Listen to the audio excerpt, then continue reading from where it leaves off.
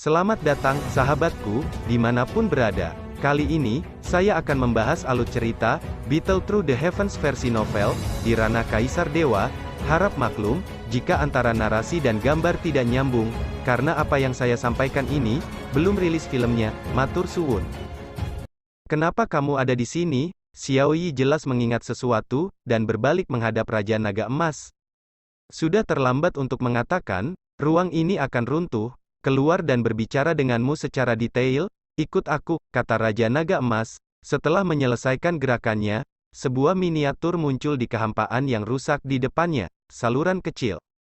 Raja Naga Emas baru saja melalui pertempuran besar, dan sekarang dia telah menembus kehampaan lagi, dan tubuh jiwanya semakin lemah.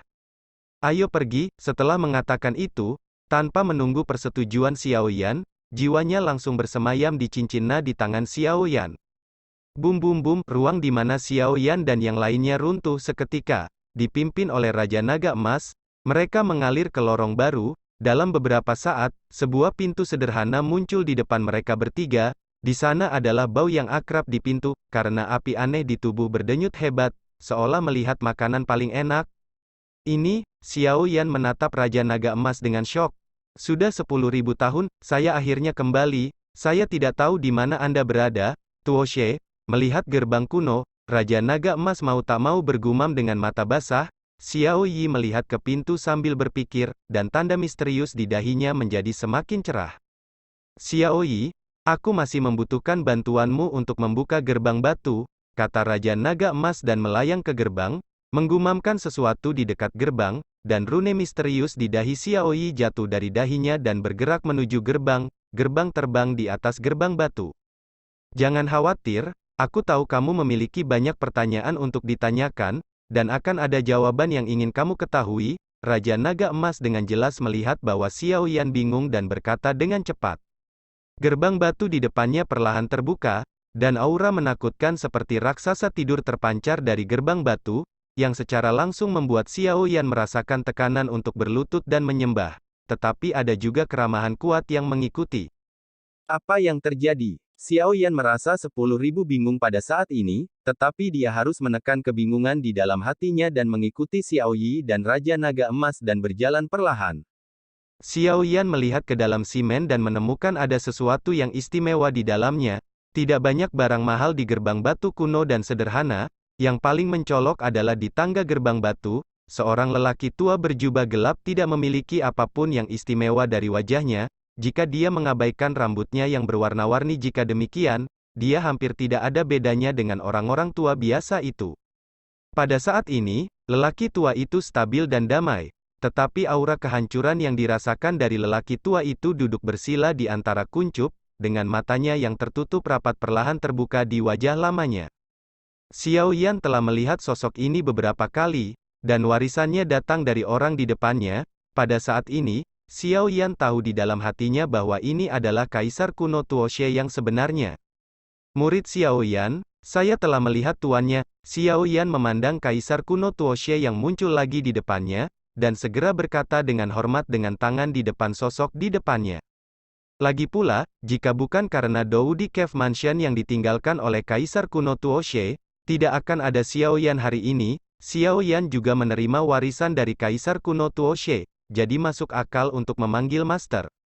Kamu anak yang cukup pintar, Xiao Jin telah benar-benar bekerja keras untukmu selama ini. Hei, Kaisar Tuo She memandang Raja Naga Emas yang lemah di depannya dan menghela nafas tanpa henti. Kemarilah, Xiao Yi. Kaisar kuno Tuo She tersenyum pada 3 orang di depannya, dan segera melambaikan cahaya putih susu ke arah Raja Naga Emas. Jiwa ilusi Raja Naga Emas yang semula menjadi semakin solid. Xiao Yi Hei juga berdiri di pundak Kaisar Tuo She Gu, seolah mencoba mengingat sesuatu. Apakah itu segel reinkarnasi? Gumam Kaisar Tuo She. Ruang di depan Anda adalah kuncup api. Saya tahu Anda memiliki banyak pertanyaan. Duduklah dan saya akan berbicara dengan Anda perlahan. Mendengar ini, Xiao Yan tidak bertindak genit. Dengan kedipan sosoknya, dia duduk bersila di atas kuncup api.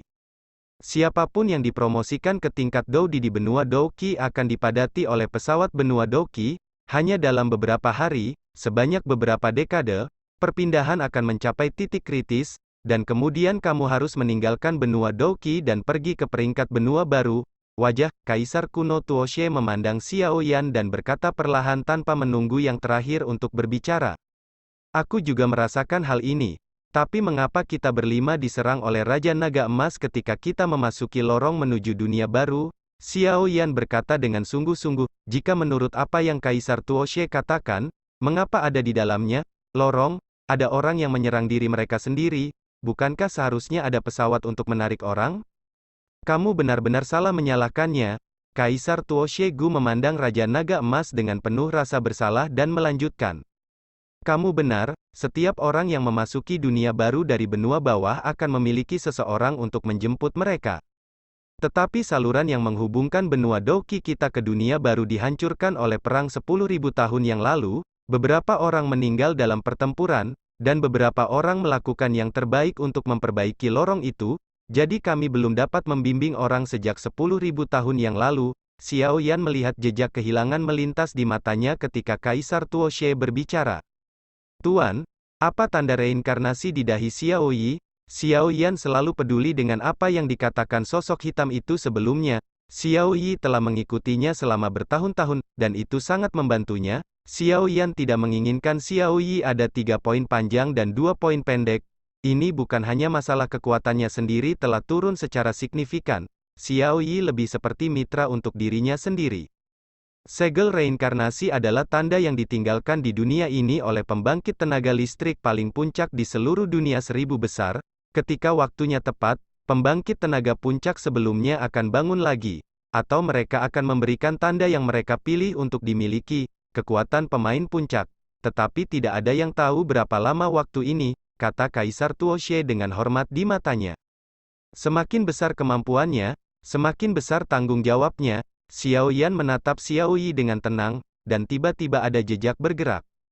Tapi jangan khawatir, aku tidak akan membiarkanmu mengalami kecelakaan suatu hari nanti, Xiao Yan berkata dengan tegas. Aku memberitahumu tentang perang 10.000 tahun, pertempuran 10.000 tahun yang lalu menutupi langit dan matahari, itu mengumpulkan orang-orang yang disukai surga dari seluruh alam semesta untuk bertarung melawan ras jahat alien yang terisolasi dari ribuan dunia, itu berlangsung selama 10 tahun. Pada akhirnya, dunia dakian kita mengorbankan semua pembangkit tenaga listrik puncak dan mati-matian membakar semua vitalitas mereka sendiri untuk menyegel ras alien yang keji, untuk menunda invasi dunia dakian kita oleh ras alien. Mari kita bernafas kami melawan balik dengan amarah, dan akhirnya menimbulkan kerusakan parah pada alien dan mengusir mereka keluar dari dunia dakian. Dalam pertempuran itu, kami meremehkan kekuatan alien, menyebabkan dunia dakian kami menderita kerusakan parah.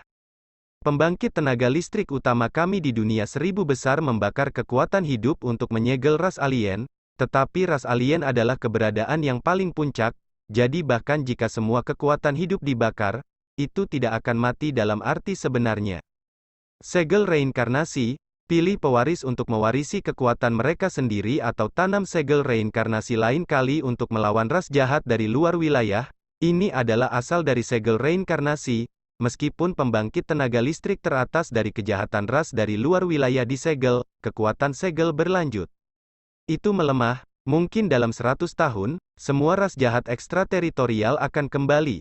Pada saat itu, dunia ini hanya bisa mengandalkanmu. Kaisar kuno Tuo dia memandang Xiao Yan di depannya dengan ramah, seolah dia telah membuat keputusan. Apakah kamu ingin berlatih Fenju yang asli? Kaisar kuno Tuoxie memandang Xiao Yan dengan serius.